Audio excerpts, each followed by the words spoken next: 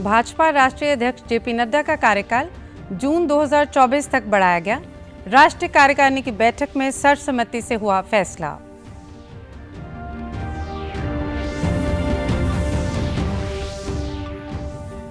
नीति आयोग की टीम ने पंचकुला स्थित इमरजेंसी रिस्पांस सेंटर हरियाणा 112 कार्यालय का किया दौरा।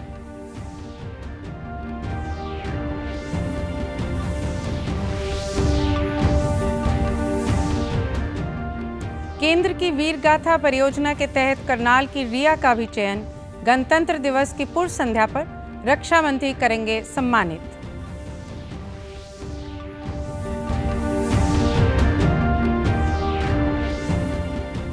और केंद्र सरकार के विकसित भारत के लक्ष्य के बारे में राष्ट्रीय सम्मेलन के आयोजन में नूंह जिले के उपायुक्त का हुआ चयन।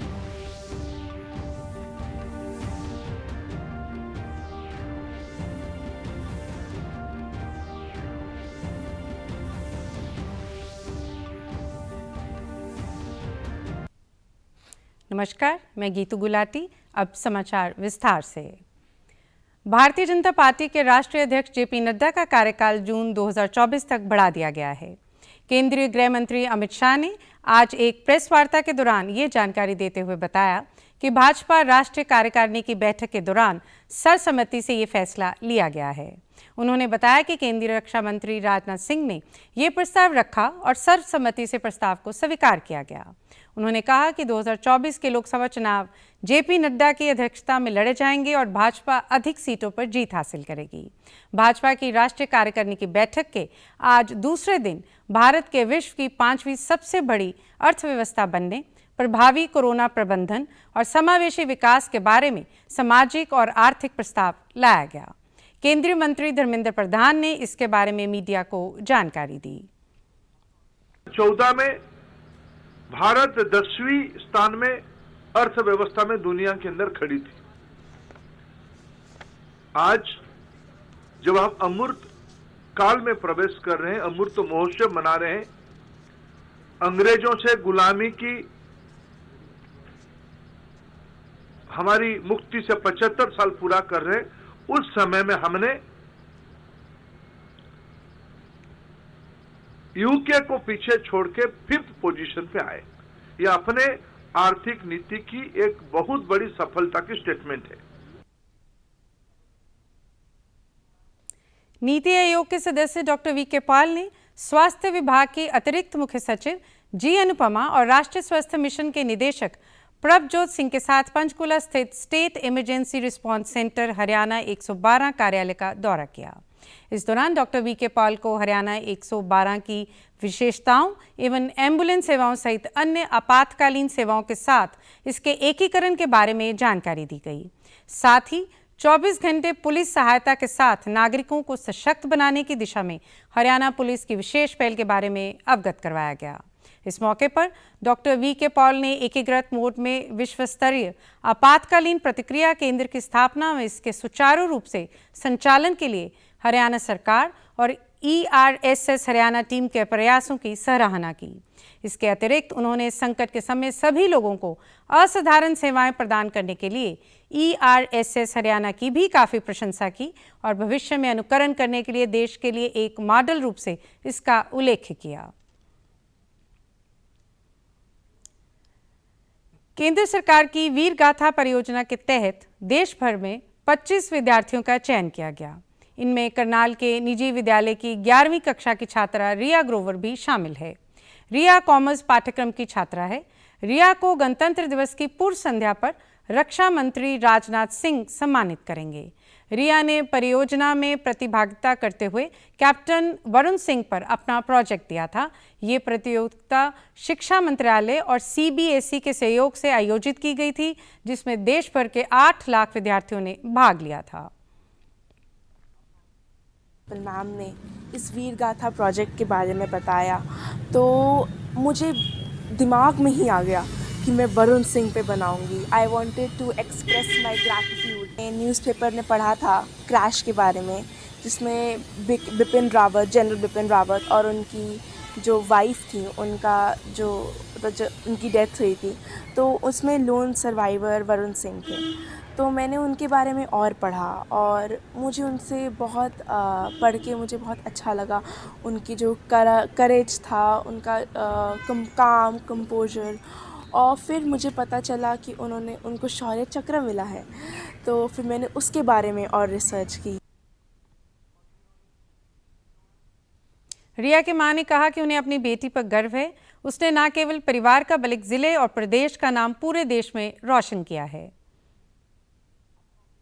बहुत ही खुश, प्राउड मदर हूँ, क्योंकि मुझे इतनी ज़्यादा खुशी हो रही है। रिया को ये जो वीर गाथा में इनाम मिला है डिफेंस मिनिस्ट्री की तरफ से, जो सुपर 25 में शामिल हुई है।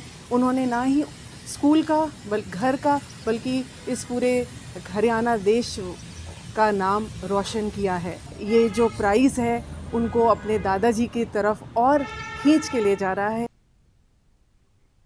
रिया के स्कूल की मुख्य अध्यापक ने रिया को बधाई देते हुए बताया कि इस परियोजना का उद्देश्य विद्यार्थियों में देशभक्ति की भावना को जागृत करना और देश के अनगिनत योद्धाओं के प्रति श्रद्धा व्यक्त करवाना है। बात करी तो रिया ने एकदम कहा कि यस मैम, मैं वीडियो बनाऊंगी।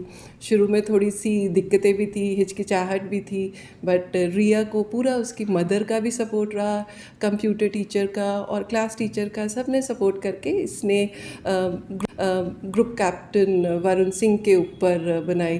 ग्रुप कैप्टन रिया 26 जनवरी की परेड में एज ए इनवाइटेड गेस्ट आ रही है। इतनी खुशी है मैनेजमेंट को, प्रिंसिपल को। देश को अगले 25 सालों में विकसित भारत बनाने के लिए केंद्र सरकार अभी से प्रयासरत है। हाल ही में विकसित भारत के लक्ष्य को लेकर नई दिल्ली में मुख्य सचिवों का राष्ट्रीय सम्मेलन आयोजित किया गया, जिसकी अध्यक्षता प्रधानमंत्री नरेंद्र मोदी ने की। इस कार्यक्रम के लिए देश भर के 4 उपायुक्तों का चयन किया गया, जो इस मामले में पूरा ध्यान केंद्रित करेंगे। इनमें प्रदेश के नूह जिले के उपायुक्त अजय कुमार, राजस्थान के हनुमानगढ़ जिले के उपायुक्त, जम्मू कश्मीर के उपायुक्त और झारखंड राज्य के एक जिले के उपायुक्त ने बैठक में शिरकत की। प्रदेश के एकमात्र उपायुक्त अजय कुमार का चयन हमारे लिए गर्व का विषय है। नूह जिले के उपायुक्त अजय कुमार ने पत्रकार वार्ता में बताया कि बैठक में इंफ्रास्ट्रक्चर, उद्योग, रोजगार सृजन, शिक्षा, स्वास्थ्य, महिला सशक्तिकरण जैसे मुद्दों पर विस्तार पूर्वक चर्चा की गई। उन्होंने बताया कि केंद्र सरकार अगले 25 वर्षों में देश को विकसित राष्ट्र बनाने के लिए एक मॉडल तैयार कर रही है। इसमें जो मुख्य फोकस था वो अगले 25 साल में विकसित भारत के लक्ष्य को किस तरह से हासिल करना है, उसके विभिन्न जो पहलू हैं उस पर चर्चा हुई, जिसमें ओवरऑल हमारा infrastructure, industries, employment, skill development, education, health and women empowerment, इन मुद्दों पे विस्तृत चर्चा हुई। एंड इसमें बेस्ड ऑन अ क्राइटेरिया 4 जो डिप्टी कमिश्नर्स को चयनित किया गया था इस कॉन्फ्रेंस में पार्टिसिपेट करने के लिए। एंड उसी में हमें भी ये सौभाग्य प्राप्त हुआ कि नूह जिले को भी इसने एंड हरियाणा को रिप्रेजेंट कर पाए। डिप्टी कमिश्नर वो राजस्थान की थी, हनुमानगढ़ जिले की। दूसरी जो थी वो जम्मू एंड कश्मीर की डिप्टी कमिश्नर थी, और एक डिप्टी कमिश्नर झारखंड के गुमला जिले के। प्रदेश के विद्यार्थियों और अध्यापकों में परीक्षा पे चर्चा कार्यक्रम को लेकर जबरदस्त उत्साह है। इस कार्यक्रम में भाग ले चुके नूह के छात्र और उनके साथी इस आयोजन को लाभकारी अनुभव बता रहे हैं। नूह के अध्यापकों ने कहा है कि प्रधानमंत्री की इस पहले से बच्चों को बहुत प्रेरणा मिल रही है। पीपीसी में नंबर आया तो हमें बहुत खुशी हुई, और हमें लगा कि हमें भी ऐसी मेहनत करनी चाहिए और उसकी तरह आगे जाना चाहिए। अब मेरा भाई भी लगातार मेहनत कर रहा है और हम भी उसी की तरह मेहनत कर रहे हैं। परीक्षा पे चर्चा का जो एक कार्यक्रम है, बहुत ही जबरदस्त और फायदेमंद कार्यक्रम। अभी तक हमने इसमें देखा है, पिछले सालों से जैसे ये लगातार हो रहा है, तो बहुत सारे बच्चों को जो एक फियर था, फोबिया था एग्जाम का, बहुत हद तक इस पर बच्चों ने ओवरकम किया।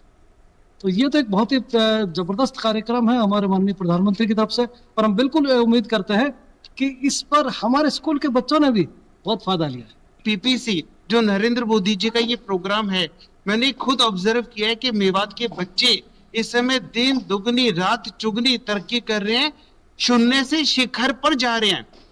बिल्कुल 0 लेवल के कुछ स्टूडेंट्स से आज शिखर पे जा रहे हैं। सरकार द्वारा सिरसा जिले में स्वास्थ्य सुविधाएं बेहतर करने के लिए नए डॉक्टरों की भर्ती की जाएगी। नागरिक अस्पताल के उप सिविल सर्जन डॉक्टर बुधराम ने बताया, पहले कम मानदेय के चलते बेहतरीन सेवाएं देने वाले डॉक्टर ज्वाइन नहीं करते थे, लेकिन अब सरकार द्वारा इस पर संज्ञान लिया गया है और डॉक्टरों के मानदेय में बढ़ोतरी की गई है। उन्होंने बताया कि MBBS डॉक्टर को 50 से 60 हज़ार रुपये, स्पेशलिस्ट डिप्लोमा होल्डर को 80 हज़ार से लेकर 1 लाख रुपए और MD डॉक्टर को 1 से 1.5 लाख रुपए का मानदेय दिया जाएगा। जो मेडिकल ऑफिसर्स हैं, MBBS डॉक्टर हैं, उनकी 50 हज़ार से 65 हज़ार रुपये सैलरी कर दी है और जो स्पेशलिस्ट हैं, जो डिप्लोमा होल्डर हैं, उनकी 80 हज़ार से 1 लाख और जो MD है उनकी 1 लाख से 1.5 लाख सैलरी कर दी है। इसमें हमारे गायनेकोलॉजिस्ट, एनेस्थेटिस्ट और पीडियाट्रिशियन और फिजिशियन MD मेडिसिन, ये स्पेशलिस्ट इसमें शामिल होंगे। तो मैं अपील करूँगा जितने भी स्पेशलिस्ट हैं जो हेल्थ डिपार्टमेंट में अपनी सेवाएं देना चाहते हैं, तो एक हैंडसम सैलरी सरकार ने प्रस्ताव रखा है 1.5 लाख रुपया, तो वो उसके ऊपर अपनी सेवाएं दे सकते हैं ताकि आमजन को स्पेशलिस्ट सेवाएं मिल सकें। वहीं सरकार के इस फैसले से जिलावासी काफ़ी खुश हैं। उन्होंने बताया कि नागरिक अस्पताल में डॉक्टरों की कमी से उन्हें काफ़ी परेशानी आती थी, लेकिन अब सरकार ने डॉक्टरों के मानदेय में जो बढ़ोतरी करने का निर्णय लिया है वह सराहनीय है। उन्होंने कहा कि स्पेशलिस्ट डॉक्टरों की भर्ती होने से आमजन को काफ़ी सहूलियत मिलेगी। नागरिक अस्पताल में डॉक्टरों की संख्या अधिक होने से गरीब लोगों के पैसों की भी बचत होगी और वे अपना समय पर इलाज करवा सकेंगे।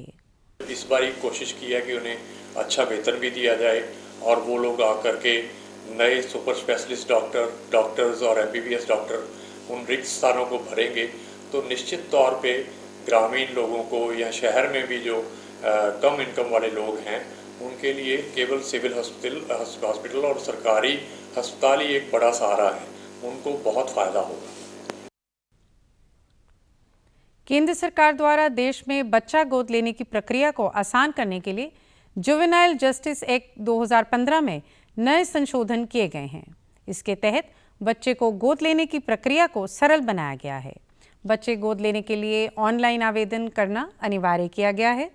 पलवल की उपायुक्त नेहा सिंह ने बताया कि जिले के बघौला गांव स्थित आंचल छाया अनाथ आश्रम में रहने वाले 8 वर्षीय बीर सिंह को स्पेन के निवासी दंपति ने गोद लिया।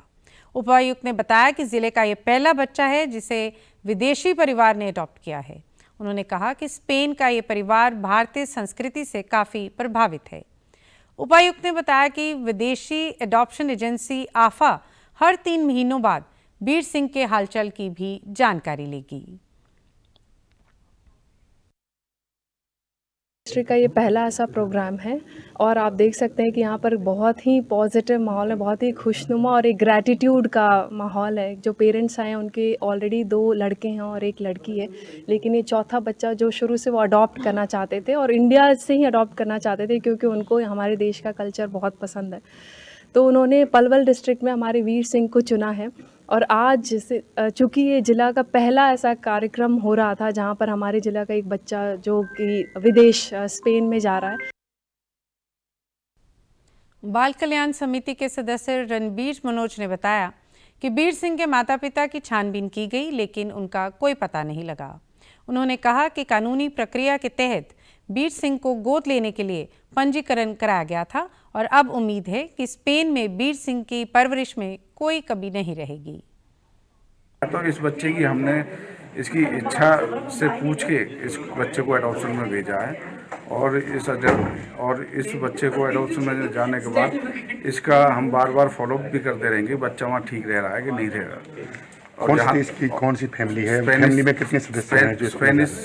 स्पेन की फैमिली है और उनके पहले 3 बच्चे हैं उनके और ये 4th बच्चा है। उनकी शुरू से ये इच्छा थी कि हम एक बच्चा अडॉप्ट जरूर करेंगे। उन्होंने अपनी उस इच्छा को पूरी करने के लिए इस बच्चे को एडॉप्शन में लिया है। वो चाहते थे इंडिया का बच्चा हो। हाँ, उनको इंडियन कल्चर बहुत अच्छा लगता था, वो हमेशा इंडियन से टच रहे हैं। स्पेन की चिल्ड्रन विदाउट फ्रंटियर एजेंसी के प्रतिनिधि मोती मेहतानी ने बताया कि स्पेन में बीर सिंह की देखभाल बेहतर ढंग से की जाएगी। बच्चे को उन्होंने पसंद किया, उसके बाद सारी कार्रवाई यहाँ हुई। बच्चे की देखभाल बहुत अच्छी तरह से की जाएगी, क्योंकि मुझे पिछले 25 सालों का अनुभव है और जितने भी बच्चे गए हैं, मैंने वो बच्चे देखे हैं जो 2 साल की उम्र में यहाँ से गए हैं, आज वो 22, 25, 26 साल के हो गए हैं और मेरे साथ आज भी वो संपर्क में हैं और काफ़ी खुश हैं। अंत में इस बुलेटिन के मुख्य समाचार एक बार फिर। भाजपा राष्ट्रीय अध्यक्ष जेपी नड्डा का कार्यकाल जून 2024 तक बढ़ाया गया। राष्ट्रीय कार्यकारिणी की बैठक में सर्वसम्मति से हुआ फैसला।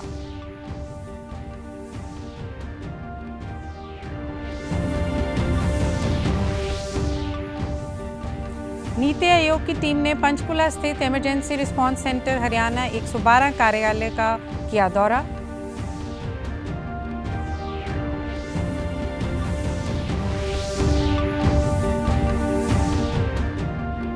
केंद्र की वीर गाथा परियोजना के तहत करनाल की रिया का भी चयन। गणतंत्र दिवस की पूर्व संध्या पर रक्षा मंत्री करेंगे सम्मानित।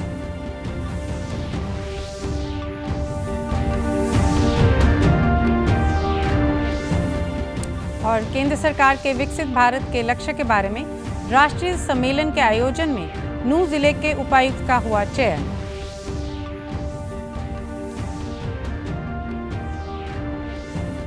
समाचारों में आज इतना ही। नमस्कार।